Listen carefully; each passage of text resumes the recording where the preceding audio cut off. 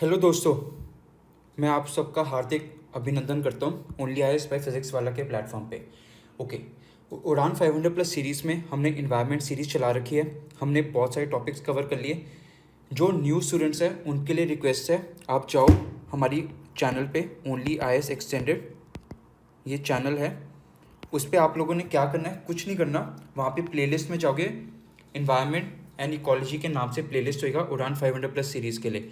तो आपको बस उस पर क्लिक करना है, आपको सारे सेशंस मिल जाएंगे जो लास्ट 1.5 ईयर्स के करंट अफेयर को कवर कर रहा है।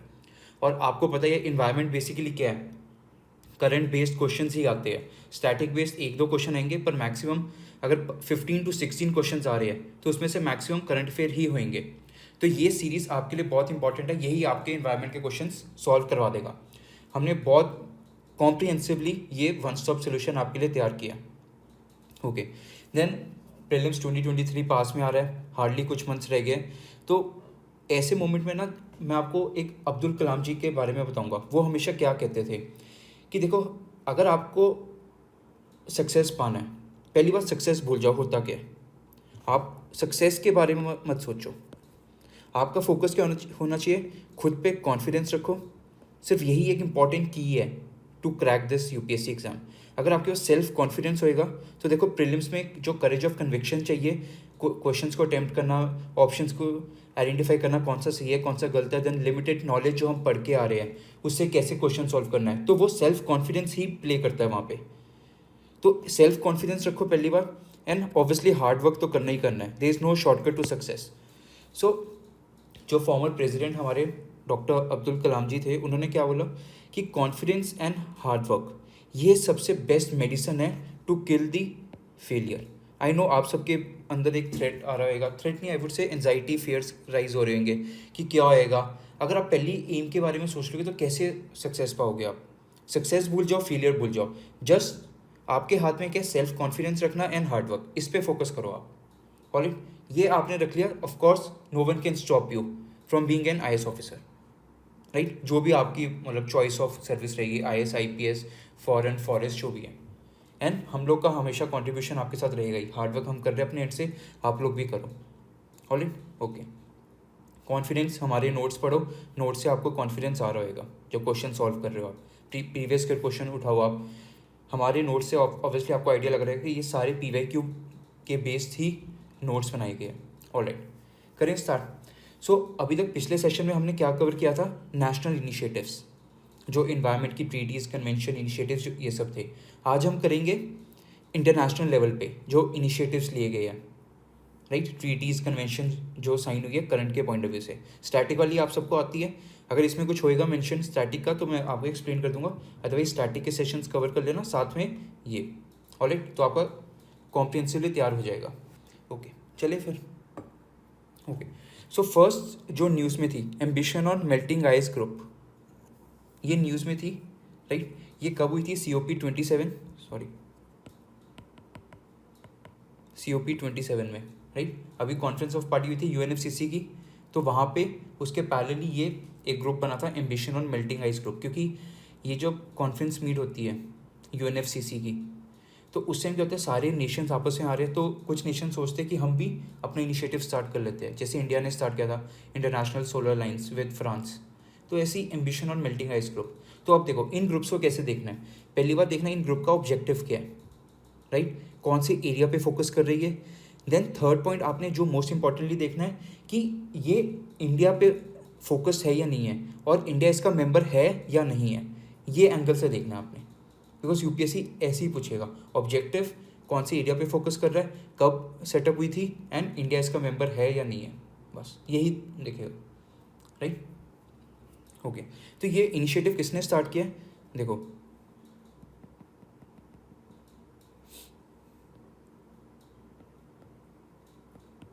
आई होप वर्ल्ड मैप बनाना आता है आप सबको।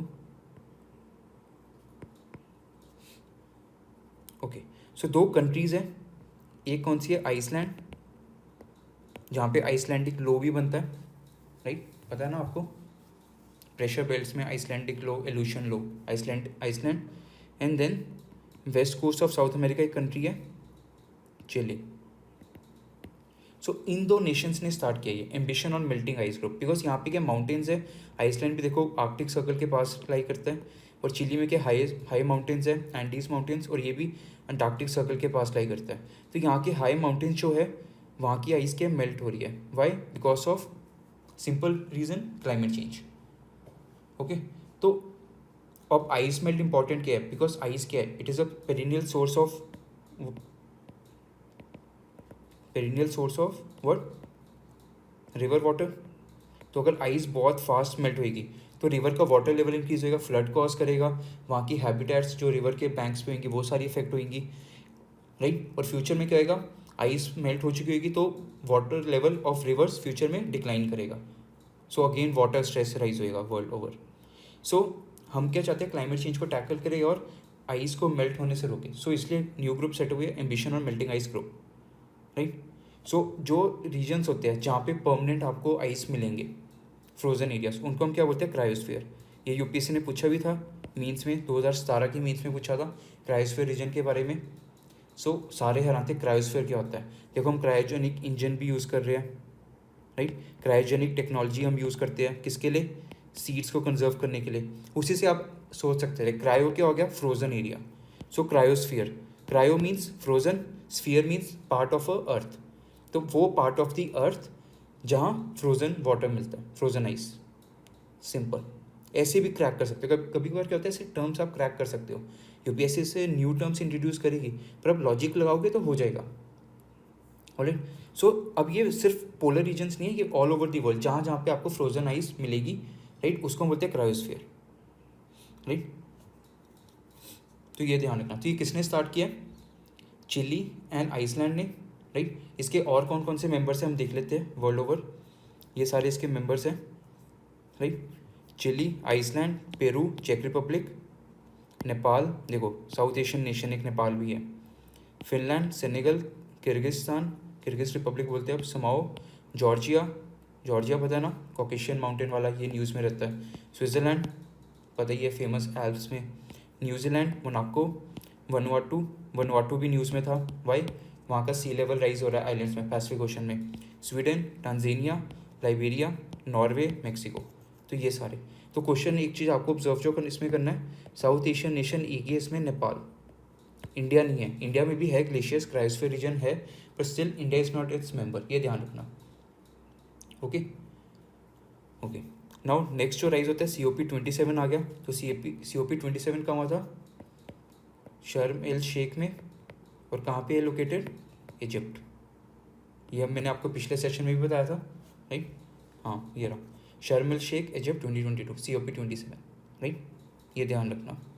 तो इसका फोकस क्या रहेगा इस डिक्लेरेशन के, एम्बिशन और मेल्टिंग आइस ग्रुप का, कि रोल ऑफ क्रायोस्फीयर को प्रिजर्व करो, जो इसका इंपॉर्टेंट रोल है। सिंपली क्या रोल है आइस का रोल, यूपीएससी बार बार पूछती है आइस की इंपॉर्टेंस क्या है world over, albedo rate maintain करना अगर देखें क्लाइमेट वाइज। देन हाइड्रोस्फीयर में कैसे कंट्रीब्यूशन है इसका, it contributes to water of the rivers, water जो पोर्टेबल वाटर है, जो लॉक्ड वाटर है, ड्रिंकिंग वाटर, वो यहाँ पे मिल रहा है हमें, क्योंकि अदरवाइज 97.5% वाटर कहाँ पे है, ओशन में है, तो वो तो हम पी नहीं सकते, हमें टेक्नोलॉजी यूज़ करनी पड़ेगी। तो फ्रेश वाटर हमें कहाँ पे, आइस ग्लेशियर्स में मिल रहा है, तो इसलिए इंपॉर्टेंट है। देन इन्वायरमेंट वाइज कैसे इंपॉर्टेंट है ये, एल्बिडो हमने देख लिया। देन यहाँ पे स्पीशीज़, इंपॉर्टेंट स्पीशीज़ वो इंपॉर्टेंट है, जैसे स्नो लेपर्ड हो गया, अंटार्कटिक रीजन में अंटार्कटिक क्रिल्स है, ये इंपॉर्टेंस है, right. So there many organisms, polar bears, ये सब को ध्यान में रखना है, ऑलराइट। देन ह्यूमन जोग्राफी के एंगल से कुछ आइलैंड्स है, वो आइलैंड्स क्या होंगे, they will be submerged, so they are facing, island nations are facing, जो लो लाइंग रीजन्स है वहाँ पे फ्लड्स आ रहे हैं, सी लेवल राइज हो रहा है, राइट। ओके, सो क्रायोस्फीयर देख लेते हैं। क्रायोस्फीयर क्या होता है बेसिकली, ये वो पार्ट ऑफ द अर्थ है, cryo means ice, sphere means globe, अभी बताया मैंने। सो ये वो पार्ट ऑफ द अर्थ है which is covered in ice and snow, right. तो ये सिर्फ आर्कटिक एंड अंटार्कटिक रीजन नहीं होएगा, माउंटेन्स के ऊपर आइस कैप वाला region, right. Then lake and river जो फ्रोजन होती है, जिसको परमाफ्रॉस्ट रीजन बोलते हैं, वो वाला भी हो सकता है कॉन्टिनेंटल में, राइट। देन सी के ऊपर सी आइस है, सी शेल्फ घूम रही होती है, उसको भी हम बोल सकते हैं। बेस्ट एग्जांपल आपने टाइटैनिक देखी है, टाइटैनिक कैसे वो सिंक हुई थी, क्योंकि वो किससे टकराई थी, आइस शेल्फ से। तो अब याद रहेगा आपको cryosphere right. Okay, I hope this is clear. Okay, cryosphere तो ये अर्थ का 15% ऑफ एरिया कवर करता है, अर्थ का सरफेस। पर इशू क्या हो रहा है, क्लाइमेट चेंज की वजह से ये सब मेल्ट हो रहा है। बेस्ट एग्जांपल अभी न्यूज़ में भी था, अंटार्कटिका है। अंटार्कटिका के वेस्ट में एक ग्लेशियर है, थ्वेट्स ग्लेशियर, तो वो मेल्ट हो रहा है, राइट। ये न्यूज़ में भी था। So it is retreating, these glaciers are retreating, right. पर एक चीज़ ध्यान रखना, न्यूज़ में थी क्या, वर्ल्ड ओवर ग्लेशियर्स और you can say cryosphere region melt हो रहे हैं, पर हमें एक एनोमली मिली है जिसको बोलते हैं कराकोरम एनोमली। तो बेसिकली जो वेस्टर्न पार्ट ऑफ हिमालयाज है, जो इंडिया का कश्मीर के ऊपर वाले रीजन है, कराकोरम रेंज है, तो वहाँ पे जो ग्लेशियर्स है वो क्या मेल्ट नहीं हो रहे, रिट्रीट नहीं हो रहे। तो ये एनोमली मिली है, रीजन अभी नहीं पता हमें, पर we are looking for it. Clear, ambition on melting ice group, right. So 15% of the earth surface and it is melting faster. Alright, ये क्वेश्चन सॉल्व करो। COP 25 पूछा, नॉट 27। कहाँ पे हुआ था ये, चिली में, ये ध्यान रखना, राइट। ये लिस्ट डाउन कर लेना। COP 21 तो पेरिस में था, राइट। उसके बाद से कहाँ कहाँ पे समिट्स हुए, एक बार लिस्ट डाउन कर लेना, बिकॉज एक्चुअली UPSC ये नहीं पूछेगी कहाँ पे हुई थी, वो ये पूछ लेगी वहाँ पे कोई डिक्लेरेशन साइन हुई थी, तो जौन सी सिटी में साइन मीट हुई होती है उसके नाम पे डिक्लेरेशन होता है, राइट। तो इसलिए पूछ सकती है UPSC, राइट। ओके, देन हमें पता है कन्वेंशन ऑफ बायोलॉजिकल डाइवर्सिटी 1992 में हुआ था, राइट। उसकी भी 15 COP मीट हुई थी।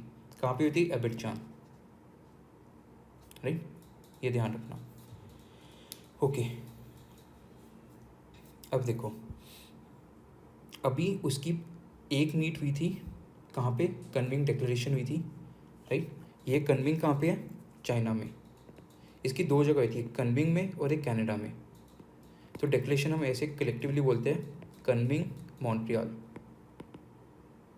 तो एक चीज़ ध्यान रखना, मैंने लास्ट टाइम भी बताया था, किसी एक वीडियो में था जिसमें प्रोटेक्टेड एरियाज़ वाले में, हाँ, कि डिक्लेरेशन में हमने एक ऑब्जेक्टिव है, फीचर है कन्विंग मॉन्ट्रियल में। क्या ऑब्जेक्टिव है, 30x30, कि 30% of area, protected area of the world हमें अचीव करना है। That means 30% of the world area should be under protected area, जैसे national park, wild life sanctuary, marine protected area, वो डिक्लेयर कर दो बाय 2030। तो 30% बाय 2030, इसलिए 30/30 टारगेट बोलते हैं, ओके। ये ध्यान रखना। और जो अबिडजान वाला है वो कौन सा है, UNCCD है, ये ध्यान रखना। नोट, ये जो हम बात करें, हम बात करें United nation convention on biological diversity, ये कहाँ पे, कन्विंग एंड मॉन्ट्रियल, 2 फेज में हुआ था लास्ट ईयर। और United nation convention to combat desertification कहाँ हुआ है, UNCCD में, ओके। ये ध्यान रखना। और COP UNFCCC का कहाँ हुआ है, इजिप्ट में, ध्यान रखना। क्लाइमेट चेंज वाला कहाँ पे हुआ है, इजिप्ट में हुआ है, शर्म एल शेख। बायोलॉजिकल डाइवर्सिटी कहाँ पे है, कन्विंग एंड मॉन्ट्रियल। डेजर्टिफिकेशन वाला कहाँ पे है, अबिडजान, ये ध्यान रखना, राइट। ओके, तो थीम क्या था CBD का, ecological civilisation building a shared future for all life on earth, right. Okay, तो उसने क्या दिया था, CBD strategic plan for biodiversity 2011 to 20, तो उसको रिव्यू किया था हमने कि हमने लास्ट डिकेड में क्या अचीव किया, ऑलराइट। बाकी डिक्लेरेशन में क्या होएगा इसके, सेम वही चीज़ें कि आप मेन स्ट्रीम करो बायोडाइवर्सिटी प्रोटेक्शन, कि आप क्या करो, सस्टेनेबल डेवलपमेंट। तो आप इकोनॉमिक पॉलिसीज़ बना रहे हो तो उसमें इन्वायरमेंट एंड सोशल एस्पेक्ट को भी कंसिडर करो, सिंपल। तो इकोनॉमिक पॉलिसीज़ में आप इन्वायरमेंट की पॉलिसीज़ को भी लिखो, simply it is saying sustainable development. पर ये किस वे से बोल रहा है, mainstream the biodiversity protection in decision making process. And human health आ गया, सोशल एस्पेक्ट, तो आ गया ना सस्टेनेबल डेवलपमेंट, राइट। और ह्यूमन हेल्दी रहना है या इन्वायरमेंट हेल्दी रहे तो क्या होता है, बेस्ट वे बायोडाइवर्सिटी को प्रोटेक्ट करो। बायोडाइवर्सिटी में क्या होता है, फूड चेन मेंटेन करो, एपेक्स प्रेडेटर्स, जैसे हम स्नो लेपर्ड को प्रोटेक्ट कर रहे हैं, टाइगर को इंट्रोड्यूस कर रहे हैं डिफरेंट लोकेशंस में, चीतास को लेके, वो सब क्या है, बायोडाइवर्सिटी प्रिजर्वेशन के मेथड्स हैं, राइट। ओके, 30/30 टारगेट अभी मैंने बताया आपको कि 30% of earth land oceans protected status bye 2030।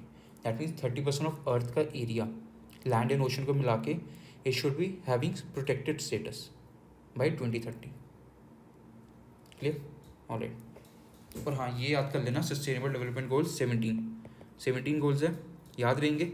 SDG 1 के no poverty, second zero hunger, third good health and wellbeing, fourth quality education, gender equality fifth, sixth clean water and sanitation, seventh affordable and clean energy, eighth decent work and economic growth, ninth industry innovation and infrastructure, tenth reduced inequalities, देखो social aspect आ गया, inclusive, 11th sustainable cities and communities, 12th responsible consumption and production, देखो solid waste पे हमने कितना discuss किया था last time, solid waste, e waste, extended producer responsibilities, circular economy, सब इसके अंदर है। 13 climate action, 14 life below water, 15 life on land, 16 peace justice and strong institutions, यही हम बिल्ड कर रहे हैं। 17 पार्टनरशिप फॉर गोल्स, ये COP वगैरह, ambition on climate, melting ice group, ये सब क्या है, पार्टनरशिप फॉर दी गोल्स ही है, राइट। सो 17 गोल्स ध्यान रखना, ऑलराइट। क्वेश्चन सॉल्व करो।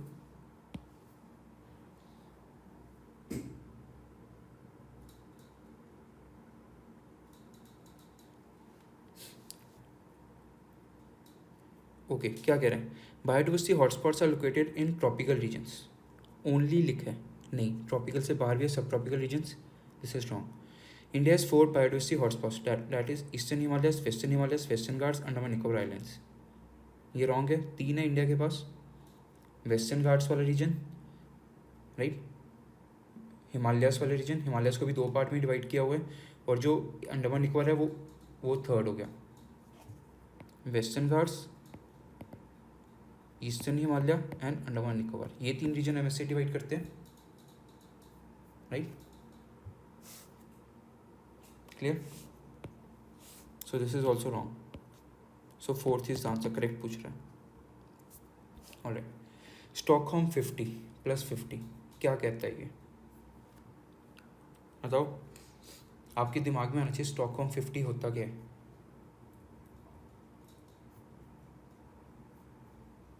ओके तो स्टॉकहोम 50 के बेसिकली ये भी क्या है कि हमें इन्वायरमेंट को प्रोटेक्ट करना है, तो उसके लिए इनिशिएटिव है। ओके तो बेसिकली क्या बोल रहे हैं, इंटरनेशनल लेवल पे इट्स हाई टाइम कि हम इन्वायरमेंटल कंसर्न्स को भी डिबेट करें, स्पेशली UN लेवल पे, ये कह रहे हैं। और इंटरनेशनल लेवल पे कैसे हो कि सिर्फ इंटर गवर्नमेंटल ना हो, साथ में आप प्राइवेट प्लेयर्स को भी इन्वॉल्व करो, एंड प्रॉपरली किसकी बीच में इंट्रैक्शन हो, डेवलप नेशन जो इंडस्ट्रियलाइज नेशंस है, साथ में डेवलपिंग नेशंस, तो डेवलपिंग नेशंस को भी इक्वल इंपॉर्टेंस दो। So this is about this Stockholm conference, Stockholm +50। तो ये किसने किया है, स्टॉकहोम +50, ये गवर्नमेंट ऑफ स्वीडन ने होस्ट किया था, राइट। ओके ये ध्यान रखना, इसका एम क्या है, हेल्दी प्लैनेट बिल्ड करना, वही सस्टेनेबल डेवलपमेंट वाला, हेल्दी प्लैनेट बिल्ड करना है, राइट। ओके और ये किसको कमेमोरेट कर रहे हैं, 1972 में, याद करो स्टॉकहोम कॉन्फ्रेंस हुआ था, उसके बाद ही UNEP इस्टेब्लिश हुआ था स्टॉकहोम, उसको कमेमोरेट करने के लिए 1972 के बाद 2022, तो 50 ईयर्स हुए हैं। और तब हमने एक्चुअल सीरियस हुए थे कि हाँ इन्वायरमेंट इश्यूज आ रहे हैं सोसाइटी में, तो उसको डिबेट करो इंटरनेशनल लेवल पे। So it adopted environmental issues at the forefront of the international concerns and dialogue between industrialized and developing nations, ये ध्यान रखना स्टॉकहोम कॉन्फ्रेंस का, ऑलराइट। और ये अभी बताया मैंने, it led to the establishment of what, UNEP, 1972 के बाद ही स्टैब्लिश हुई थी UNEP, जिसको बोलते हैं United Nation environment programme, alright. तो ये क्वेश्चन सॉल्व करो।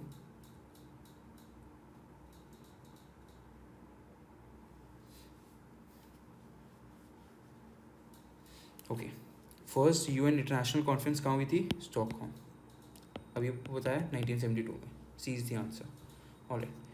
ओशंस बायोलॉजिकल डाइवर्सिटी ट्रीटी, देखो अभी तक हम जो बायोलॉजिकल डिवर्सिटी से बायोडाइवर्सिटी हम प्रोटेक्ट कर रहे हैं, हम लैंड पे ज़्यादा फोकस कर रहे हैं, ओशन पे अभी इतना हम ध्यान नहीं दे रहे क्योंकि ओशन अभी प्रॉपरली स्टडीड नहीं है, पर स्टिल नाउ यूनाइटेड नेशन क्या बोल रहे हैं कि अब हमें ट्रीटी साइन करनी पड़ेगी ओशन बायोलॉजिकल डाइवर्सिटी पे, अब उसको भी प्रोटेक्ट करना बहुत ज़रूरी है, बिकॉज आपने मैरीटाइम जोन्स तो बना रखे हैं, territorial sea, contiguous zone, exclusive economic zone, उसके बाद हाई सीज, तो एक्सक्लूसिव इकोनॉमिक जोन तक तो कोस्ट से लेके exclusive economic zone 200 nautical miles, वहाँ तक तो देखो कोस्टल स्टेट्स की रिस्पॉन्सिबिलिटी है प्रोटेक्ट करना। But what about high seas area, वहाँ पे भी तो हमें प्रॉपर प्रोटेक्शन ज़रूरी है, तो वहाँ पे गवर्नमेंट की रिस्पॉन्सिबिलिटीज़ होगी तभी हम कर सकते हैं। हम इंटरनेशनल बॉडी पे तो छोड़ नहीं सकते। अभी कौन देख रहा है? इंटरनेशनल सी बेड अथॉरिटी यही देख रहा है जो यूएन क्लॉज के अंदर सेटअप की हुई है। पर स्टिल इट उसको फंडिंग चाहिए, फोर्स चाहिए, बहुत कुछ चाहिए, रिसर्च करने के लिए टीम चाहिए, साइंटिस्ट। सो इसलिए इट्स हाई टाइम कि गवर्नमेंट भी रिस्पॉन्सिबिलिटी हो, इंटर गवर्नमेंटल ट्रीटी साइन करो, राइट। ओके, सो ट्रीटी क्या कह रहा है? एक तो ब्लू इकॉनमी पे फोकस करो कि आप एड्रेस करो कि जो मैरीटाइम बायोडाइवर्सिटी आपको beyond the limits of national maritime zones, national maritime zone अभी बताया मैंने, राइट। जो beyond the exclusive economic zone कहते हैं हाई सीज, तो वहाँ पे आपको परमिशन चाहिए आई से, तो प्रॉपर्ली एड्रेस करो ताकि कंट्रीज़ उनको यूज़ भी कर सके। ब्लू इकॉनमी बिकॉज लैंड के रिसोर्सेज खत्म हो रहे हैं, राइट। देन अब ब्लू इकॉनमी रन कर रहे हो तो बायोलॉजिकल डाइवर्सिटी इफेक्ट होगी। तो सेम जैसे हम बोलते हैं कन्वेंशन बायोलॉजिकल डाइवर्सिटी, क्या करना चाहिए? कोई रिसोर्सेज है तो उसका वाइस यूज़ हो, देन उसकी शेयरिंग करो। आप जो भी आप क्या कहते हैं वहाँ से एक्सट्रैक्ट कर रहे हो तो आपको बेनिफिट शेयरिंग करनी पड़ेगी, राइट। साथ में R&D, यही 3 फीचर्स है convention of biological diversity. Even हमारे बायोलॉजिकल डाइवर्सिटी एक्ट 2002 का यही है। सो इसी को ही एड्रेस कर रहा है ओशन बायोलॉजिकल डाइवर्सिटी ट्रीटी कि आप ब्लू इकॉनमी रिसोर्सेज यूज़ करो, आप एड्रेस करो जेनेटिक रिसोर्सेज, राइट, प्रोटेक्ट करो, benefit sharing, area based management, protected area declare करो, प्रॉपर इन्वायरमेंटल इम्पैक्ट असेसमेंट करो अगर कोई प्रोजेक्ट है, एंड मरीन टेक्नोलॉजी को एक्सेसिबल करो कि डेवलपिंग कंट्रीज़ के पास भी हो, और एम्पावर करो। अब देखो इसमें क्या बोल रहे हैं? राइट ऑफ कंपनी को एम्पावर करो कि वो एक्सप्लोरेशन कर सके। क्लियर? वही जनरल पॉइंट्स है जो हमारे बायोलॉजिकल डाइवर्सिटी एक्ट के पॉइंट्स है, वही इसमें। बस ध्यान रखना ये ड्राफ्ट है, अभी हुई नहीं है, this is a draft, alright, first time होगी। ओके, क्वेश्चन सॉल्व करो।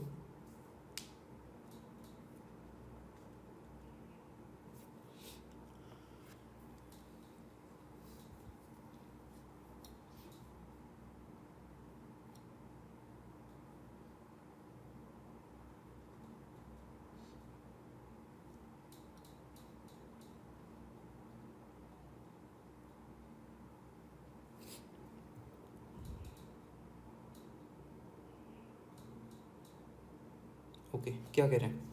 With reference to the United Nations Convention on the Law of Sea, वही UN clause, consider the following statements.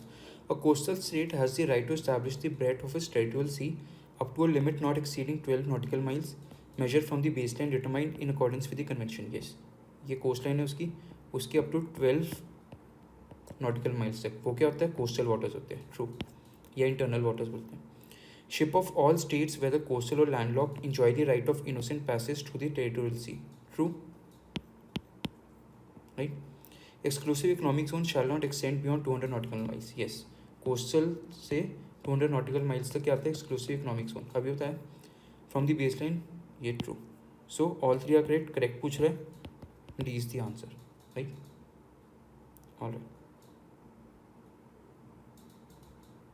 Alright, ये नया कॉन्सेप्ट आया कार्बन बॉर्डर एडजस्टमेंट टैक्स। ये होता क्या है? देखो, ये नेशन ए, ये नेशन बी। अब सपोज नेशन बी ने कुछ गुड्स प्रोड्यूस किए, अब उसकी फैक्ट्री ने क्या किया? कुछ गैसेस रिलीज़ की, कार्बन डाइऑक्साइड गैस रिलीज़ की। कितनी रिलीज़ की? सपोज उसने 100 टन यूज़ रिलीज़ की, कुछ भी मान लो fictitious number, hypothetically 100 ton, right, और वो गुड प्रोड्यूस की। अब वो क्या कर रहा है? कंट्री बी गुड्स को एक्सपोर्ट करे कंट्री ए में, तो वो इम्पोर्ट कर रहा है, राइट। अब कंट्री ए क्या कर रहा है? वो इन्वायरमेंट की तरफ इंक्लाइंड है, वो कह रहे हैं कि हम क्या प्रमोट करेंगे?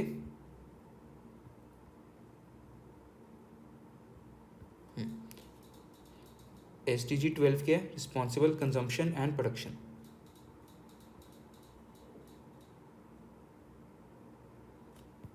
क्या कह रहा है? SDG 12 रिस्पॉन्सिबल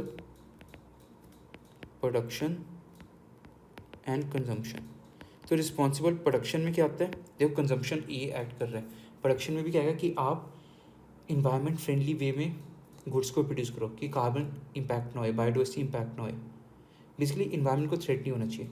तो पर क्या हो रहा है, जब आपने गुड्स प्रोड्यूस किए उससे कार्बन डाइऑक्साइड एमिट हो रहा है, तो वही अब यही कार्बन डाइऑक्साइड रिस्पॉन्सिबल है for climate change.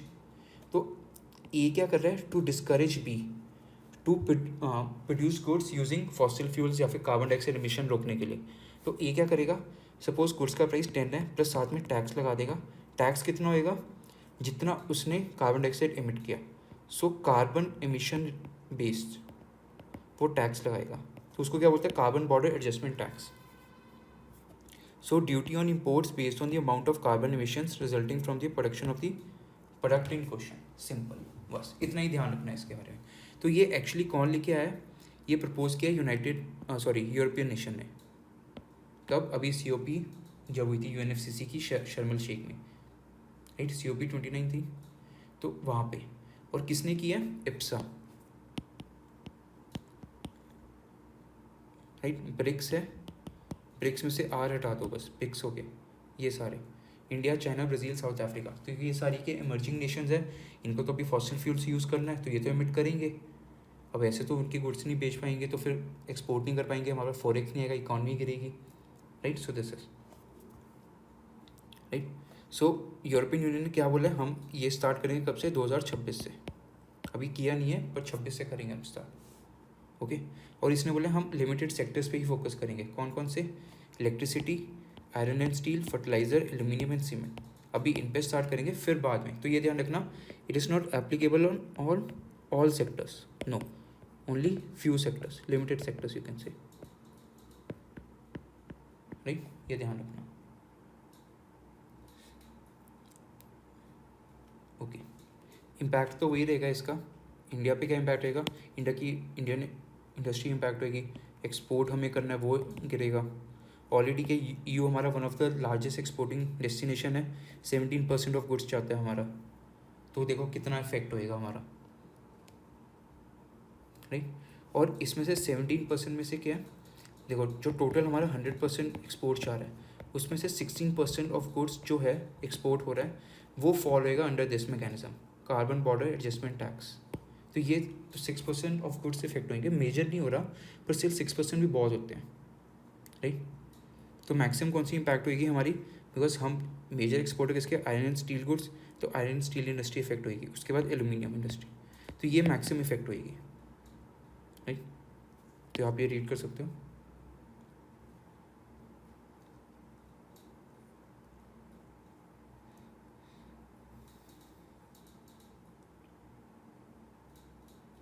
Okay, so basically क्या है, बेसिक कंट्रीज वही Brazil, India, south Africa, China, इन्होंने कहा है कि ये यूनिलैटरल स्टेप है, it will tremendously affect our exporting sector, okay. और ये किसके अगेंस्ट जाता है, आप यूनिलैटरली नहीं लगा सकते, बिकॉज UNFCCC में क्या बोलता है, उसमें एक बेसिक प्रिंसिपल है, पहले तो CBDR था, अब क्या हो गया, RC लगा दिया। ये भी डेवलप्ड नेशंस की मतलब ट्रिक की वजह से हुआ है। CBDR क्या होता है, common but differentiated responsibilities and respective capabilities.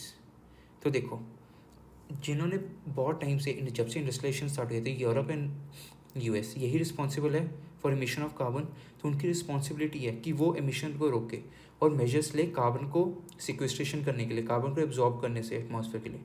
पर आप क्या करो, डेवलपिंग नेशंस को ग्रोथ से ही रोक रहे हो, उनको पहली बोलो फॉसिल फ्यूल यूज़ नहीं करना, आप खुद ने तो ग्रोथ कर ली पर हमारी नहीं होने दे रहे। So this mechanism also goes against this principle of UNFCCC, right. साथ में क्या है, आप ठीक है टैक्स लगा लो, पर आपकी रिस्पॉन्सिबिलिटी भी, ये कह रहे हैं कॉमन बट डिफ्रेंशिएटेड रिस्पॉन्सिबिलिटीज़, तो रिस्पॉन्सिबिलिटी भी है European Union and west nations की, USA, कि आप डेवलपिंग नेशंस को टेक्नोलॉजी भी प्रोवाइड करो, फाइनेंस भी प्रोवाइड करो। आप ये सब प्रोवाइड कर नहीं रहे, पर आप क्या कर रहे हो, बस टैक्स लगा के हम नेशंस मतलब डेवलपिंग नेशंस की ग्रोथ रोक रहे हो। सो ये रॉन्ग है, राइट। सो ये रीड कर लेना, alright, okay. So question solve करो। ये ऐसे UPSC ने एक बार पूछा था, यूरोपियन यूनियन का कौन सा इनिशिएटिव था, तो उस पर बेस्ड क्वेश्चन था ये। तो ऐसे ही कार्बन बॉर्डर एडजस्टमेंट टैक्स कौन लेके आ रहा है, यूरोपियन यूनियन, तो ऐसे न्यूज़ में आ सकता है, राइट। तो देखो, which of the following adopted a law on data protection privacy for its citizens known as general data protection regulation, right. तो कौन लेके आया था, यूरोपियन यूनियन। तो ऐसे UPSC पूछ लेती है। Alright, alright, next lead IT initiative. Lead ये वो मिनरल नहीं है, लेड ये लीड है बेसिकली, लीडरशिप वाला। फुल फॉर्म क्या है? Leadership group for industry transition. Leadership group for industry transition, India and Sweden ने स्टार्ट किया ये, राइट। वो इस साइलेंट ऑफ COP27 किसका था ये? टू कॉम्बैट डेजर्टिफिकेशन, ये ध्यान रखना,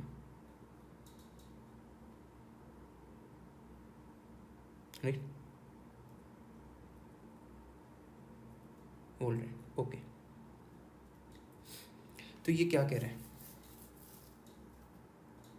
नहीं, ये सॉरी UNFCCC का था, सॉरी माय बैड। हाँ देखो, leadership group for industry transition, ये है क्या? Government of India and Sweden ने लॉन्च किया। ये बेसिकली देखो, इसमें टर्म क्या है? ट्रांजिशन। अब ट्रांजिशन याद करो, ट्रांजिशन टर्म हम कहाँ पढ़ते हैं? कहाँ पे? एनर्जी ट्रांजिशन, कि हम फॉसिल फ्यूल से नॉन फॉसिल फ्यूल की तरफ मूव करें। इंडिया के केस में अगर हम देखें, फॉसिल फ्यूल की कंट्रीब्यूशन मैक्सिमम है, नॉन फॉसिल फ्यूल की कम है। नॉन फॉसिल फ्यूल की कंट्रीब्यूशन कितनी है? 42.5 या 6, मतलब मान लो अराउंड 42% है, ये हमारी कंट्रीब्यूशन है। और हमारा एम क्या है? इसको 2030 तक राइज करना, कि एटलीस्ट 50% तो होना चाहिए शेयर, राइट। ये हमारा एम है। तो एनर्जी ट्रांजिशन बहुत ज़रूरी है, पर एनर्जी ट्रांजिशन करना ईजी नहीं है, क्योंकि फॉसिल फ्यूल क्या है? एक तो ईजिली अवेलेबल है मार्केट में, देन चीप है। पर when it comes to non fossil fuel, specially solar sector वगैरह, ये कॉस्टली है, टेक्नोलॉजी नहीं है हमारे पास, देन हमारे पास साइंटिस्ट नहीं है R&D करने के लिए, देन हम कंपटीशन फेस कर रहे हैं फ्रॉम इम्पोर्टेड गुड्स, ये सब इश्यूज फेस कर रहे हैं। तो अब क्या करें? जो कंट्रीज़ है वो आपस में आ रही है, जैसे इंटरनेशनल सोलर लाइन्स हो गया, ऐसी lead initiative, IT initiative Sweden के साथ है मिलके, कि हम प्रमोट करें एनर्जी इंटेंसिव इंडस्ट्रीज़ और ट्रांजिशन करें।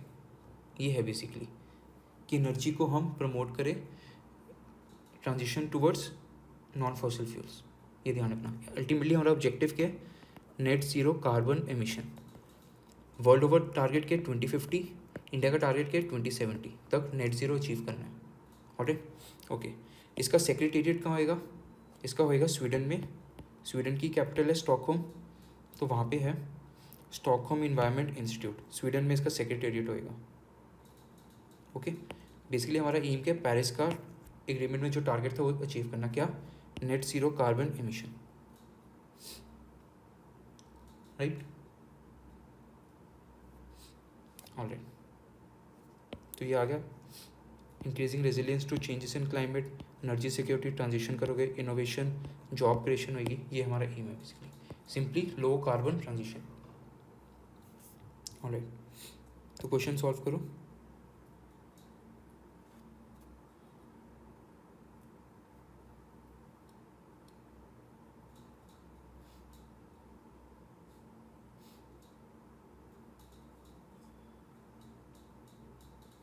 ओके, क्या कह रहे हैं? It was launch by the prime minister of Sweden and India with the support from World Economic Forum. Yes, World Economic Forum support कर रहा है, this is true. It is a voluntary initiative for promoting low carbon transition, true. So both are correct, C is the answer, correct पूछा है, C is the answer, right. Alright, next, global shield plan. अब देखो, अगर हमें climate change को tackle करना है, developing nations को हेल्प करना है, तो उनको क्या चाहिए? फाइनेंस चाहिए, अडेप्टेशन फंड चाहिए, मिटिगेशन पर्पज़ के लिए भी फंड चाहिए उन्हें, इन सब के लिए फंड चाहिए, तभी वो क्लाइमेट चेंज को टैकल कर सकते हैं। पर इशू क्या है? डेवलपिंग नेशन का पैसा नहीं, क्योंकि ऑलरेडी पैसा, सपोज इंडिया ही ले लो, इंडिया का कितना मुश्किल होता है, इंडिया इन्वायरमेंट को बहुत कम एलोकेट करता है। इंडिया को देखो डिफेंस के लिए भी पैसा खर्चना है, बिकॉज सिक्योरिटी थ्रेट है, डेवलपिंग नेशंस ट्रस्ट नहीं है नेबर्स के साथ, किसके साथ है किसी के साथ नहीं है। देन सोशल मेजर्स भी देखना है इंडिया को, एजुकेशन हेल्थ, उस पर भी स्पेंड करना है, तो इंडिया के पास बचता ही नहीं इन्वायरमेंट पे स्पेंड करना। देन ऑब्वियसली पुअर है तो सब्सिडीज़ प्रोवाइड करना, ऑलमोस्ट 6% तो हमारा बजट का सब्सिडीज़ में चले जाता है, तो फिजिकल डेफिसिट फेस कर रहा है। तो ऑब्वियसली इंडिया और बाकी ऐसे डेवलपिंग नेशंस क्या एक्सपेक्ट करेंगे कि जो डेवलपिंग नेशंस है जिनके पास पैसा है वो हमें सपोर्ट कर दें, राइट। तो ऐसी G7 ग्रुप ऑफ कंट्रीज़ ने क्या किया? ग्लोबल शील्ड लेके आया है, लॉन्च किया है। वो बेसिकली क्या? फंडिंग मैकेनिज्म जो क्लाइमेट से सफ़र कर रहा है, राइट। तो इसमें क्या है? बेसिकली G7 ग्रुप्स किसको स्पॉन्सर करेंगी? V20 ग्रुप्स, एक नई ग्रुप क्रिएट हुई है जो है vulnerable group of countries,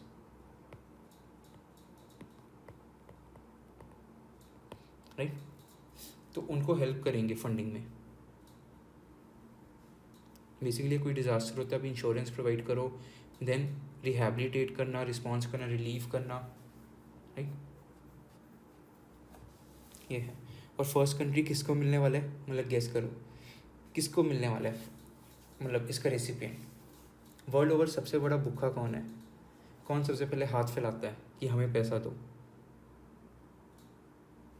yes, Pakistan. तो Pakistan is the first country जिसको फंडिंग मिलने वाली है। उसकी खुद की इकॉनमी तो है नहीं हमेशा पे। सो इसका एम क्या, इंश्योरेंस प्रोवाइड करना है, disaster protection funding, and Pakistan will be the among the first recipient of funding from G7 global shield initiative. ये ध्यान रखना, राइट। ऑलराइट, ये मैंने बता दिया। वल्नरेबल 20 ग्रुप ऑफ मिनिस्टर्स है, राइट। ओके, क्वेश्चन सॉल्व करो।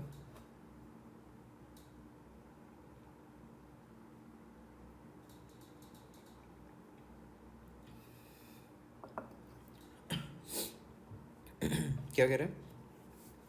Global shield against climate risk initiative sometime seen in news is launched at what? अभी देखे COP27 ऑफ UNFCCC, राइट। कहाँ पे हुई थी? Egypt, Sharm El Sheikh. Alright, next Rotterdam Convention. बहुत सारे कन्वेंशन आपने पढ़ेंगे, स्टॉकहोम कन्वेंशन, इसी रॉटरडैम कन्वेंशन। बेसिकली क्या होता है रॉटरडैम कन्वेंशन? स्टैटिक से कि अगर आप कोई भी हैजर्डस मटेरियल क्या कर रहे हो, ट्रांस बाउंड्री मूव कर रहे हो, तो आपको प्रायर इन्फॉर्म्ड कंसेंट लेनी पड़ेगी। तो basically prior informed consent for what purpose? Trade in hazardous material. ये इंटरनेशनल ट्रीटी है, राइट। ओके, तो रिसेंटली अभी क्या हुआ था, international trade off 2 new hazardous pesticides. अब ये नाम याद करना, UPSC ने पहले पूछा हुआ है, ये कंपाउंड है, ये है क्या? पेस्टिसाइड है, कुछ भी है और कंपाउंड, राइट, और promotes the growth of the plant, जो भी है। तो 2 पेस्टिसाइड्स कौन कौन से? इप्रोडियन एंड टर्बोफॉस। क्या क्या है, लिख के याद कर लेना, इप्रोडियन एंड टर्बोफॉस, राइट। तो बेसिकली इनको रॉटरडैम कन्वेंशन के अंडर डाल दिया, बस ये ध्यान रखना। और इसके बारे में क्या पता होना चाहिए, ये लीगली बाइंडिंग इंस्ट्रूमेंट है, कोई अगर वायलेट करता है तो ऑब्वियसली लीगल एक्शन लिया जाएगा, और इंडिया इसका मेंबर है, राइट, ये ध्यान रखना। Legally binding, India acceded to it. Okay, इनके बारे में देख लेते हैं। इब्रोडियन एंड टर्बोफॉस है क्या? देखो दोनों क्या है, पेस्टिसाइड्स है। सो इब्रोडियन किसको फोकस करता है? बेसिकली फंगस को फोकस करेगा, फंगस को किल करता है। और फंगस कहाँ पे लग रहा है? Vines, fruits, trees and vegetables, right. और ये क्या है? कार्सिजोनिक है, मतलब कैंसर प्रोड्यूसिंग है। ऐसी टर्बोफॉस क्या है? सॉइल इंसेक्टिसाइड है। तो ये बेसिकली हम कौन कौन से प्लांट्स में यूज़ करते हैं? सॉर्गम, मेज, बीट, पोटैटो, आलू, राइट। पर ये क्या है, जब हम एग्रीकल्चर में यूज़ कर रहे हैं, क्या हो रहा है? लीचिंग प्रोसेस हो रहा है, ग्राउंड वाटर में मिक्स हो रहा है, ग्राउंड वाटर मूव कर रहा है कहाँ पे? Towards the river region. अब रिवर में एंटर करेगा ये पेस्टिसाइड भी, टर्बोफॉस, तो उसकी वजह से क्या होएगा? जो वहाँ के एक्वेटिक ऑर्गेनिज्म है वो अफेक्ट हो रहे हैं, राइट। सो बायोडाइवर्सिटी कम हो रही है। एंड ऑफ कोर्स अगर ये क्रॉप्स इन हम पेस्टिसाइड यूज़ कर रहे हैं तो क्रॉप्स भी लेगा, क्योंकि वाटर में मिक्स होगा तो क्रॉप्स अपने अंदर लेगा। तो ऑब्वियसली जब क्रॉप्स फ्रूट्स प्रोड्यूस करेगा, उन फ्रूट्स को एनिमल खाएंगे, तो उसे कह रहा है bio magnification and bio accumulation phenomena. Food chain में एंटर कर रहा है। ऐसे रिवर्स के केस में क्या होगा? Bio concentration. So obviously humans भी इफेक्ट हो रहे हैं, राइट। और एक कमेटी बैठी थी इंडिया में, कौन सी? अनुपम वर्मा कमेटी, उसने भी रेकमेंड किया था कि हमें इसको बैन करना चाहिए। नहीं sorry, permit, it was permitted, because हम के इसके लार्जेस्ट एक्सपोर्टर हैं। Sorry, not ban, permitted, because हमारा इकोनॉमिक बेनिफिट दिख रहा है। देखो अगेन सस्टेनेबल डेवलपमेंट वाला कंसेप्ट वायलेट हो रहा है, इकोनॉमिक, इन्वायरमेंट। तो इकोनॉमिकली हम देख रहे हैं बस, इन्वायरमेंट के एंगल से नहीं देख रहे, यही बायोडाइवर्सिटी में क्विनिंगबर्ग डिक्लेरेशन का है कि मेन स्ट्रीम करो बायोडाइवर्सिटी को इकोनॉमिक डिसीजंस में, राइट। तो हम तो लार्जेस्ट एक्सपोर्टर है, तो हम तो चाहते नहीं टर्बो फोर्स को बैन करो, राइट। ओके, क्वेश्चन सॉल्व करो।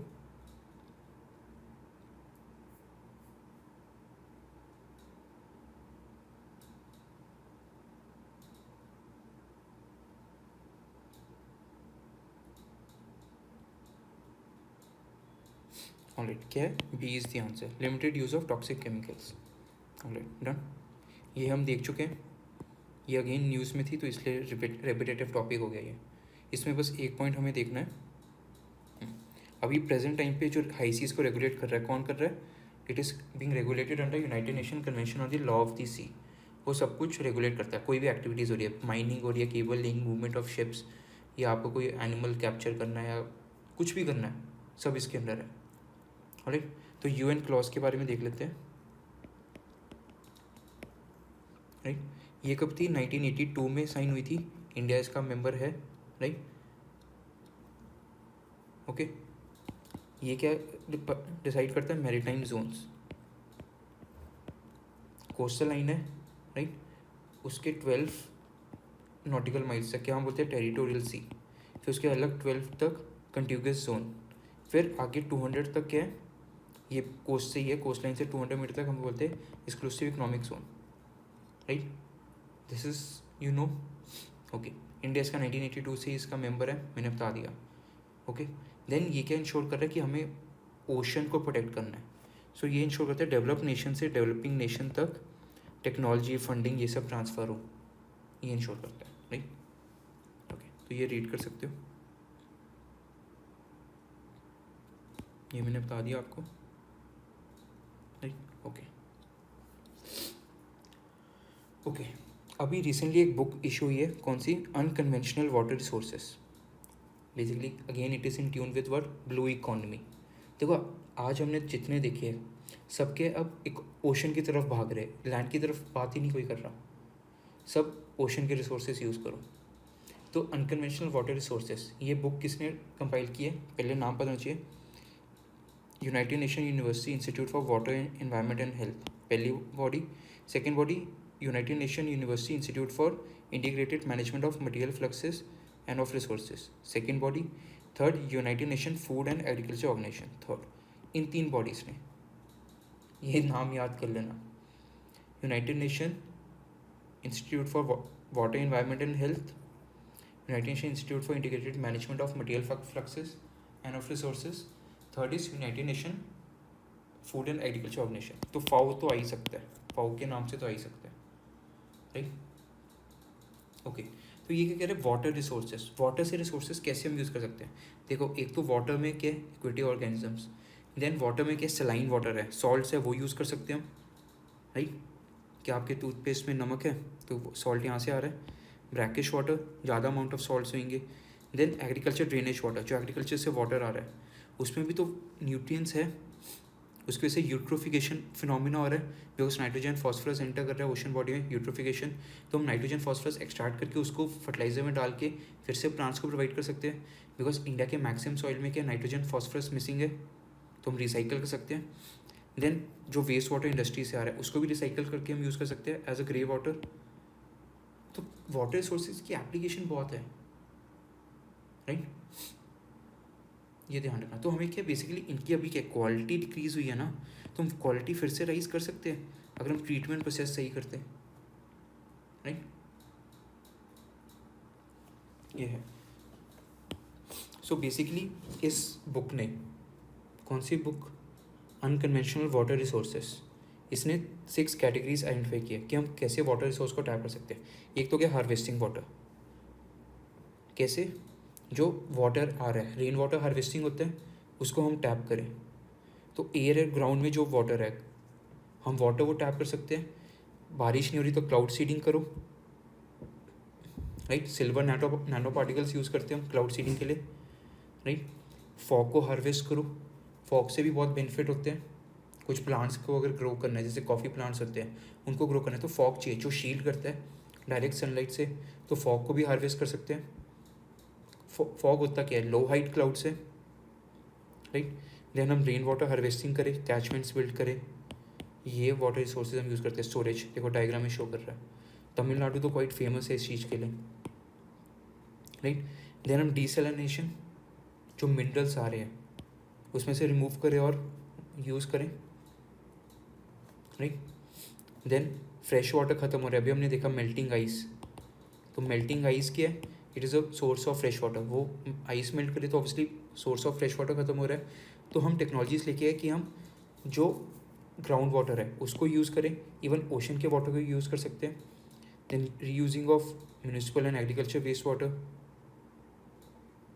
राइट। देन अब ये अच्छी टेक्नोलॉजी लेके आए कि जहाँ पे पानी नहीं है वहाँ पे हम क्या करें, शिप पानी से भर के लेके जा रहे हैं और हम उस एरिया में पानी ले जाएं। जैसे वाटर ट्रेन्स मूव करती हैं, ऐसी वाटर शिप्स मूव करो, या फिर हम क्या करते हैं, आइसबर्ग ही ले जाओ वहाँ पे।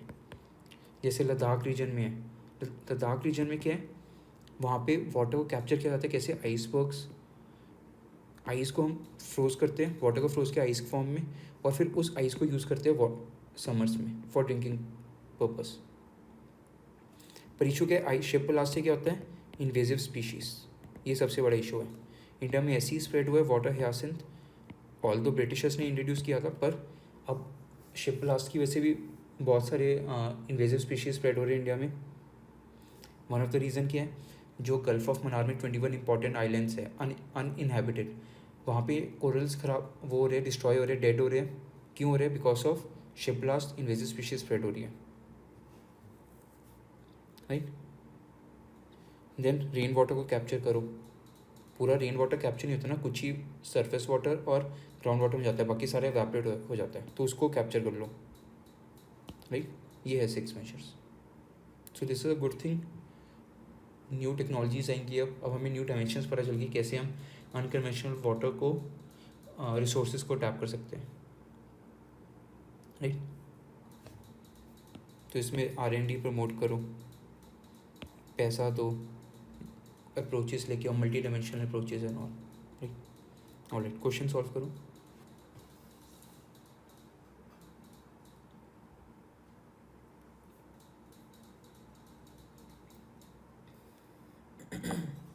क्या करें, main purpose of rain water harvesting is recharge the what, simple, ground water, D is the answer.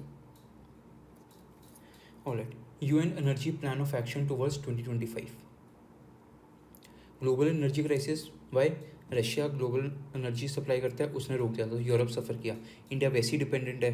Then हमारे एम के फॉसिल फ्यूल से नॉन फॉसिल फ्यूल्स की तरफ मूव करना, तो इसी के लिए UN ने लॉन्च किया प्लान ऑफ एक्शन टुवर्ड्स 2025, बस, राइट। ओके, देन साथ में क्या लॉन्च किया, energy compact action network, UN energy plan of action, energy compact action network, ये के डेवलपिंग नेशंस को सपोर्ट करने के लिए जो नॉन फॉसिल फ्यूल्स और से क्लीन एनर्जी की तरफ मूव करना चाहते हैं।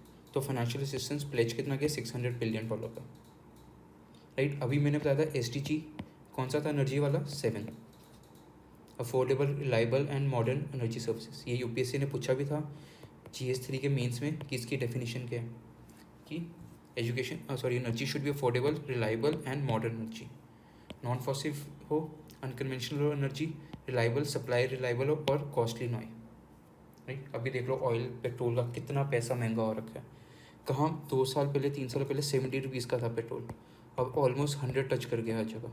तो इज इट अफोर्डेबल, नो,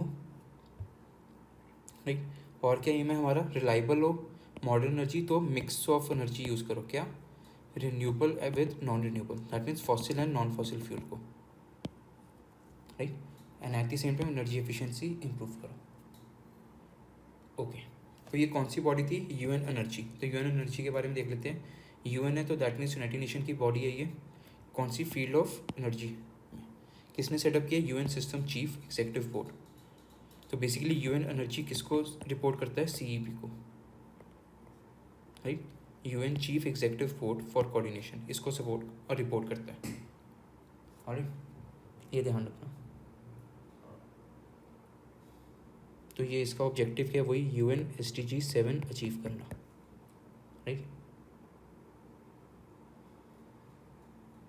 और क्लियर, ये मैंने बता दी। यूएन की बॉडी ऑब्वियसली कोऑर्डिनेशन होगी इंटर गवर्नमेंट वगैरह। Done. Okay, first movers coalition, अब ये न्यू बॉडी है। पहले एक बार इसको देख लेते हैं, एनर्जी कॉम्पैक्ट एक्शन नेटवर्क, ये भी लॉन्च की है राइट। इसका एम क्या है, वही क्लीन एनर्जी प्रमोट करना। Alright, energy compact action network किसने लॉन्च किया, US and World Economic Forum ने। इसका एम क्या है, decarbonise 7 hard to abate industrial sectors, जैसे आयरन एंड स्टील हो गया, एल्यूमिनियम हो गया, इलेक्ट्रिसिटी सेक्टर हो गया, जो पूरे कार्बन पे डिपेंडेंट है, कोल पे डिपेंडेंट है, तो इनको हम डीकार्बनाइज करें। यहाँ पे एनर्जी एफिशिएंसी लेके आए, कोल गैस यूज़ करें, धीरे धीरे रिन्यूएबल एनर्जी की तरफ मूव करें, जैसे आयरन एंड स्टील में मिनी स्टील प्लांट की तरफ मूव कर रहे हैं। तो ये हमारा ऑब्जेक्टिव है राइट। तो कौन कौन सी, वही अभी बताया, एल्यूमिनियम, एविएशन, एरोप्लेन वाला aviation, chemical, shipping, steel, trucking sector, ये रिस्पॉन्सिबल 30% ऑफ ग्लोबल एमिशंस, इनको रोकना, क्योंकि यही इंपॉर्टेंट रोल प्ले करेंगे for what purpose, net zero transition.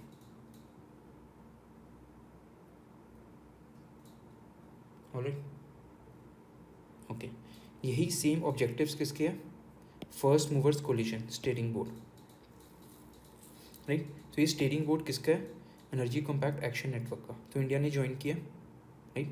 तो किसका इनिशिएटिव है, US and World Economic Forum का। ऑलराइट, क्वेश्चन सॉल्व करो।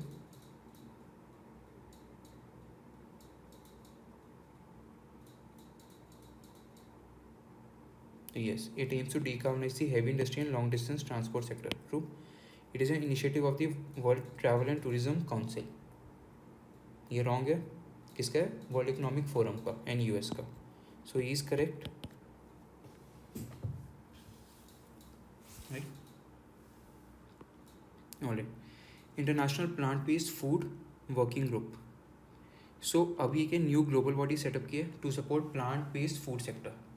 क्या है, international plant based food working group. Okay, तो ये एसोसिएशन है, इसका मेंबर इंडिया भी है, 7 कंट्रीज से बना है राइट। और प्लांट बेस्ड फूड मतलब जैसे आप स्ट्रॉबेरी यूज़ कर रहे हो, उससे क्या बना रहे हो, जैम बना रहे हो, सो ये प्लांट बेस्ड फूड होता है राइट। तो इसमें हम क्या क्या यूज़ करने वाले, फ्रूट, वेजिटेबल्स, ग्रीन्स, ये सब राइट। और इसमें प्लांट बेस्ड फ्रूट में एक चीज़ ध्यान रखना, इसमें ये क्या होगा, कम्प्लीटली प्लांट बेस्ड होगा, इसमें आप कोई केमिकल यूज़ नहीं करने वाले, ऑयल नहीं यूज़ करने वाले, जैसे हम वेजिटेबल ऑयल, एनिमल ऑयल, ये सब यूज़ करते हैं, कुछ नहीं करेंगे। ये क्या, simply foods made from the plants that contain no animal derived ingredients. Basically vegans के लिए, ये वीगन फूड प्रमोट करने के लिए राइट, ये ध्यान रखना। Okay, then United nation convention to combat desertification कहाँ हुई थी, अबिडजान, अभी देखा हमने राइट। और कहाँ पे है, किसका कैपिटल है ये, कोटे डी आइवोर। बताओ मुझे ये कहाँ पे है, कोटे डी आइवोर।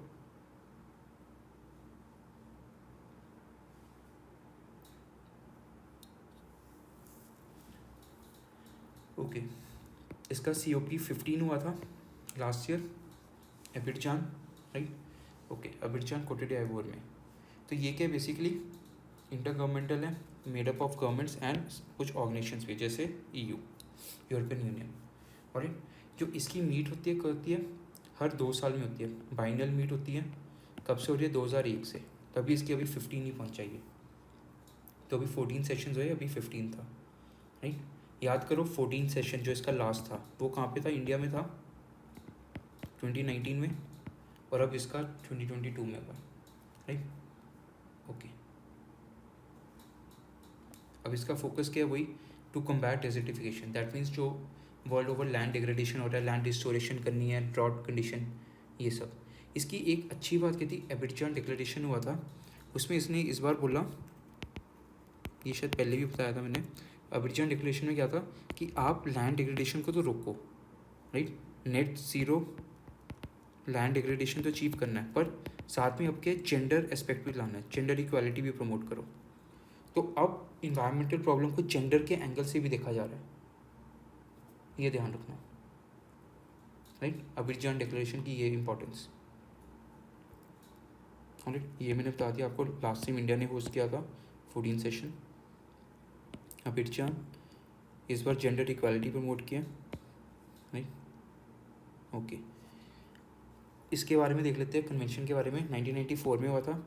ये वर्ल्ड की अकेली लीगली बाइंडिंग इंटरनेशनल एग्रीमेंट है जो लिंक करती है किसको, इन्वायरमेंट को डेवलपमेंट के साथ। तो आप बोल सकते हो सस्टेनेबल डेवलपमेंट को इम्प्लीमेंट करने वाली अकेली इंटरनेशनल लेवल पे जो एग्रीमेंट है, सोली एंड लीगली, दो टर्म है, सोली एंड लीगली। कौन सी है, ये वाली, ये ध्यान रखना।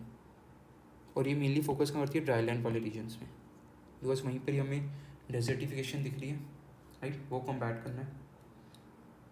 और कितने मेंबर्स इसके, 187। बॉटम ऑफ अप्रोच करता है, that means participation of local people. और यू कैन से जन आंदोलन जो इंडिया में आजकल चल रहा है। तो लोगों को यूज़ करो, लोगों की पार्टिसिपेशन बहुत इंपॉर्टेंट है to tackle these issues. Alright, question solve करो।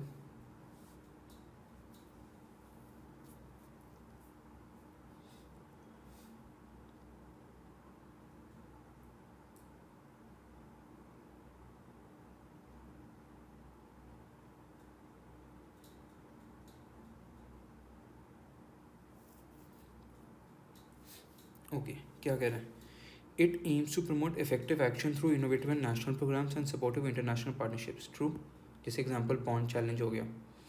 It has a special particular focus on South Asian North African regions and its secretariat facilitates the allocation of major portion of financial resources to its regions.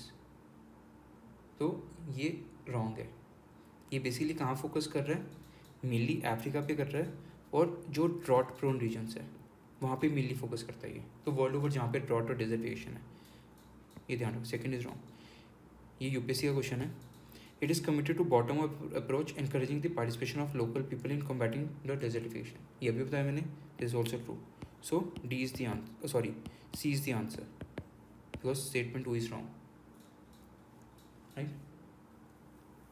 Mainly कहाँ focus कर रहे हैं, जहाँ पे serious drought condition है। South Asia में serious drought नहीं है ना, right. Okay, next, treaty of the high seas. अब ये न्यूज़ में है, देखो हम ओशन बायोलॉजिकल डाइवर्सिटी ये भी साइन करने वाले हैं। ऐसी treaty of the high seas, मतलब हाई सीज में आप रेगुलेट करो क्या, use of marine biological diversity जो बियॉन्ड नेशनल जुरिस्डिक्शन है। Basically biological diversity beyond national jurisdiction, ये BBNJ हाई सीज रीजन जो exclusive economic zone 200 nautical mile से आके हाई सीज वहाँ पे यूज़ करना। तो उसके लिए हम क्या ला रहे हैं, ट्रीटी ऑफ हाई सीज। ये अभी ड्राफ्ट है, ध्यान रखना।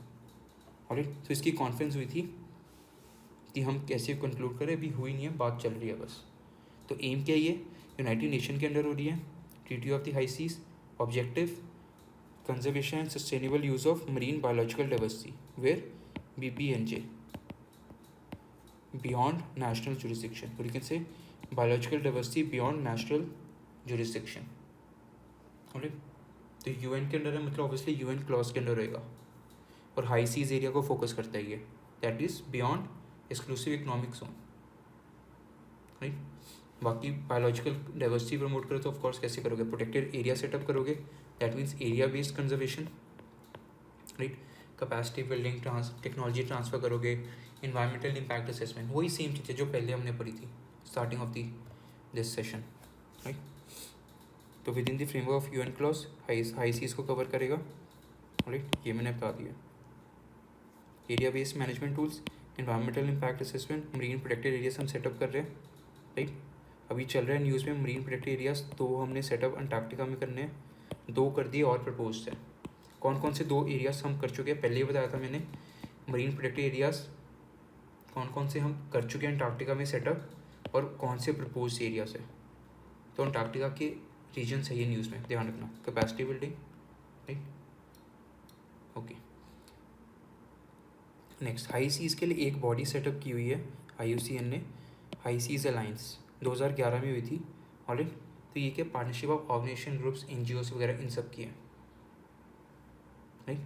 तो बेसिकली कौन कौन है, IUCN प्लस 40+ NGOs, इन्होंने स्टार्ट किया है हाई सीज अलायंस ताकि उसको प्रोटेक्ट कर सके,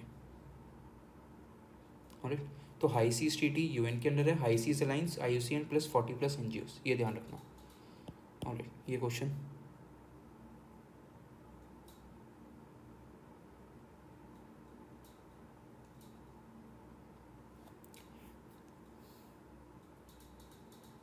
ओके क्या करें, there is often a formal review and licensing procedures for environmental impact assessment, ये करते हैं, true. Who would not carry out such a procedure, the proponent of a development project, true. वो नहीं करेगा, गवर्नमेंट करती है, पब्लिक करती है, वही रिव्यू करती है ना, और not proponent of the development. मैं प्रोजेक्ट सेटअप करूँ, मैं ही रिव्यू करके दूँ कि उसका, और मैं तो ऑब्वियसली यही बोलूँगा कि इन्वायरमेंटल इम्पैक्ट नहीं हो रहा उसका, नहीं। So A is the answer. Alright, next, IUCN green list of protected and conserved areas. देखो ये मैंने आपको पहले ही बताया था जब हमने प्रोटेक्टेड एरियाज़ किया था इवन स्पीशीज़ के टाइम पे, कि IUCN की रेड लिस्ट है, पर न्यूज़ में क्या थी, ग्रीन लिस्ट। तो ग्रीन लिस्ट अब हम डिटेल में पढ़ लेते हैं अभी। ये IUCN ने अभी इंट्रोड्यूस किया है, IUCN green list of protected and conserved areas. ये है क्या, बेसिकली ये क्या शो करता है पैरामीटर बेसिस पे कि जो एरिया है उसको किस लेवल की प्रोटेक्शन मिली हुई है। पहली बात प्रोटेक्शन मिली हुई है, और अब हम मेजर्स ले रहे हैं तो कितना वो रिकवर हो चुका है। तो अगर सपोज 0 है या 100 है, तो अगर सपोज आ रहा है उसकी वैल्यू 30%, दैट मीन्स 70% हम रिकवर कर चुके हैं, 30% अभी भी रहता है उसका एरिया रिकवर होना, कि that means 30% of ecosystem services अभी भी अचीव नहीं हुई उसकी, ये कहता है वो। तो बेसिकली हम ये किस पे पॉइंट आउट कर रहे हैं कि जो मैनेजमेंट ऑफ प्रोटेक्टेड एरियाज है वो कैसे वर्क कर रही है। अगर स्कोर 0 है, दैट मीन्स वो प्रोटेक्टेड एरियाज प्रॉपर्ली मैनेज्ड है और प्रॉपर्ली इकोसिस्टम सर्विसेज प्रोवाइड कर रहा है। पर अगर वैल्यू 0 से जैसे जितना दूर होता रहेगा, मतलब उतनी लेवल की प्रोटेक्शन उसे ज़रूरत है, right. So it is a first global standard of best practice for area based conservation, right. तो इसमें सब कवर होते हैं, national park, world heritage site, community conserved areas, biosphere reserve, wild life century, सब cover होंगे। Okay, तो basically क्या ये फोकस किस पे कर रहा है, मैनेजमेंट। क्या जो मैनेजमेंट है वो प्रॉपरली एरिया को कंजर्व कर पा रहा है कि नहीं कर पा रहा। Alright, so it is objective to provide a global benchmark to assess whether protected and conserved areas are achieving successful conservation outcome, ये इसका है, थ्रू इफेक्टिव गवर्नेंस। तो अगर आप इंडियन फॉरेस्ट सर्विस ऑफिसर बनेगा तो आपका जो आउटकम होएगा और जो अप्रेजल होएगा वो इसके बेसिस पे होगा कि आप क्या प्रोटेक्टेड एरिया को प्रॉपर्ली प्रोटेक्ट कर पा रहे हो, मैनेजमेंट कर पा रहे हो, राइट। ये है ओके। तो अभी इसमें क्या है, IUCN ग्रीन लिस्ट में टोटल 59 साइट्स है 16 कंट्रीज से। एक अच्छी बात आपके लिए ये है कि अभी तक इसमें कोई इंडियन साइट नहीं है, तो जो अगर नहीं है तो आपको याद नहीं करनी पड़ेगी, पर फ्यूचर में ऐड होगी तो फिर याद करनी पड़ेगी, राइट। ये ध्यान रखना। तो क्राइटेरिया क्या रहेगा, ये मैंने बता दिया आपको, नो इंडियन लिस्ट। क्राइटेरिया क्या रहेगा, simply good governance, designing, planning and management, ये 4 क्राइटेरिया रहेंगे। यही रहते हैं इसीलिए गवर्नेंस में हम यही देखते हैं, है ना।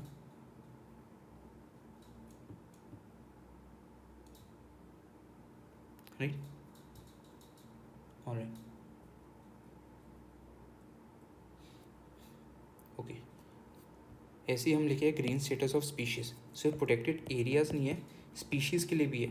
तो स्पीशीज़ के लिए 2 है, red list and green list. तो ग्रीन लिस्ट से क्या पता चले, भी IUCN प्रिपेयर कर रहे हैं, ये बता रहे हैं कि स्पीशीज़ क्या रिकवर हो चुका है या नहीं हो चुका, राइट। ये इस चीज़ का बताएगा ये। तो इसको हम कैसे मेजर करते हैं, 0 to 100% देखते हैं, राइट। अगर सपोज स्पीशीज़ का ग्रीन लिस्ट स्टेटस क्या है, 60%, दैट मीन्स 60% रिकवर हो चुका है वो स्पीशीज़, 40% अभी भी रहता है, ये मीनिंग है इसका। अगर 0% है that means that species has gone extinct, 100% है that means that species has fully recovered, ये ध्यान रखना। Green list of IUCN for species purpose. तो स्कोर इसका 0 to 100% रहेगा, ऑलराइट। तो फुली रिकवर्ड मतलब जहाँ जहाँ उसका होम रेंज है, होम रेंज मीन्स कहाँ कहाँ वर्क मिलता है, तो वहाँ वहाँ पे क्या वो हर जगह पे है और उसे कोई थ्रेट नहीं फेस हो रहा ह्यूमन से, नेचुरल फैक्टर्स जो भी है, तो ये है basically fully recovered. Home range में वो प्रॉपर्ली अपने फंक्शंस परफॉर्म कर रहा हो, एपेक्स प्रेडेटर है या फूड चेन है कहीं और अप्लाई करता है, फिर ऑटोट्रॉफ है, खाना प्रोड्यूस कर रहा है, प्रॉपर अपने फंक्शन परफॉर्म कर रहा है इकोसिस्टम के, राइट। उसकी गुड नंबर ऑफ पॉपुलेशन हो तो ग्रीन स्टेटस ऑफ स्पीशीज मिलता है उसे। तो क्राइटेरिया के 3, fully recovered, that means present in all parts of its ranges, viable population and performing its ecological function, right. Score मैंने बता दिया 0 to 100%, राइट। तो ये ध्यान रखना, रेड लिस्ट अलग है, ग्रीन लिस्ट अलग है। ये आ गया, रेड लिस्ट इज डिफरेंट, वो बता रहा है क्या थ्रेट फेस कर रहा है। ग्रीन लिस्ट क्या बता रहा है, कितना रिकवर हो चुका है, ध्यान रखना, right. So red list is telling us about the assessing the risk of extinction. और रेड लिस्ट क्या पता है, 9 कैटेगरीज वो अलग है। Not evaluated, data deficient, least concern, near threatened, vulnerable, endangered, critically endangered, extinct in wild and finally extinct. Finally extinct पता है ना, वॉली मैमथ न्यूज़ में है, ये रे woolly mammoth, passenger pigeon, ground sloth, Tasmanian tiger भी news में था अभी, कि इसका हम ट्राई कर रहे हैं कि फिर से इसको रिक्रिएट कर सके, राइट। डोडो न्यूज़ में रहता है, सैबर टूथ कैट, डायनासोर तो ऑफकोर्स पता ही है सबको, एंड गोल्डन टोड। तो ये तो आपको पता ही होने चाहिए एक्सटिंक्ट वाले, राइट। ये देख लो एक बार।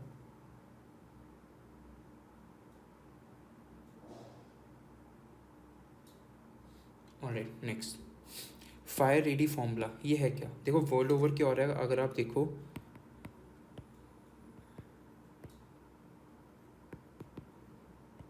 वर्ल्ड ओवर आपने देखा होगा, ऑस्ट्रेलिया में अभी इंसिडेंट हुए थे फॉरेस्ट फायर के, इंडिया में इंसिडेंट्स इतने होते रहते हैं। अभी समर्स आएंगी तो क्या आएगा, ईस्टर्न इंडिया, उड़ीसा, छत्तीसगढ़, झारखंड वाला region, Himalayas, Uttarakhand region, north east में, देन इवन वेस्टर्न घाट्स के कुछ पार्ट, वहाँ पे क्या समर्स में हमेशा फॉरेस्ट फायर होती है वर्ल्ड ओवर।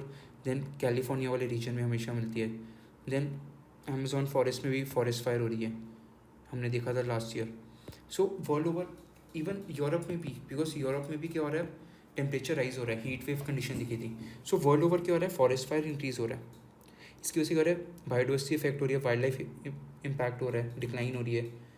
सो उसको टैकल करने के लिए हम क्या लेके आए, फायर रेडी फॉर्मूला। कौन लेके आए ये, united nation environmental programme UNEP लेके आया है, राइट, फायर रेडी फॉर्मूला।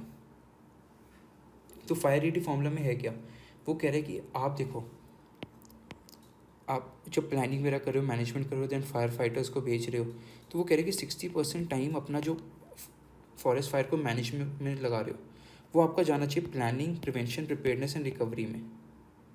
सिर्फ 34% टाइम आपका रिस्पॉन्स में जाना चाहिए। तो वो बोल रहे हैं कि बेसिकली आप एक्टिवली इन्वॉल्व हो, तो प्रॉपरली प्लानिंग करो, मैक्सिमम टाइम प्लानिंग में दो, फोर्सेस को तैयार करो, प्रिपेयर करो, प्रिवेंशन मेजर्स लो, मिटिगेशन मेजर्स लो, वहाँ पे जाना चाहिए। रिस्पॉन्स आपका सिर्फ 34% टाइम देना चाहिए, राइट। पर जैसे अभी हम भी बोल रहे हैं कि डिज़ास्टर मैनेजमेंट के लिए हमें एक्टिव पॉलिसी बनानी चाहिए, we should move from passive to activeness. अभी तक हम इंडियंस क्या करते थे, हम रिएक्टिव थे, कि इंसिडेंट होएगा फिर हम सोचते रहे अच्छा इसको कैसे मैनेज करना है। नहीं, पहले इंसिडेंट होने से पहले ही आप स्टेप्स लो, ताकि फिर इंसिडेंट होएगा तो आपके लिए ईजी होएगा, कम टाइम में आप प्रॉपर्ली मैनेज कर लोगे और वाइल्ड लाइफ, ह्यूमन, सब कुछ आप प्रोटेक्ट कर सकते हो, राइट। साथ में ये क्या बोल रहा है, फायर रेडी फॉर्मूला, आप इंटरनेशनल, नेशनल लेवल पे भी कोऑर्डिनेशन बिल्ड करो। सिर्फ ये नहीं कि एक एंटिटी सॉल्व कर रही है, टैकल कर रही है, कोऑर्डिनेशन भी दिखनी चाहिए, राइट। ये है बेसिकली। तो और अभी प्रेजेंटली क्या हो रहा है, प्लानिंग से लेस देन 1% ऑफ वो लेता है शेयर, तो हमें प्लानिंग पे भी फोकस करना चाहिए। So true cost of wild life क्या होता है, wild fire, financial cost, social cost, environmental cost, ये सब को ध्यान में रख के प्लानिंग करो proper. And future of cost, forest fire increase होगा बिकॉज ऑफ क्लाइमेट चेंज, तो कॉस्ट भी इंक्रीज होगी ऑफ कोर्स। सो अभी से ही बेस्ट है कि अभी से ही आप क्या करो, 60% टाइम अपना किस पे स्पेंड करो, प्लानिंग, प्रिवेंशन, प्रिपेयरनेस, रिकवरी पे। सिर्फ रिस्पॉन्स पे 34% होना चाहिए, तभी हम इफेक्टिवली वर्क कर सकते हैं। This is the major plan, alright. Okay friends, I hope this session was helpful, right.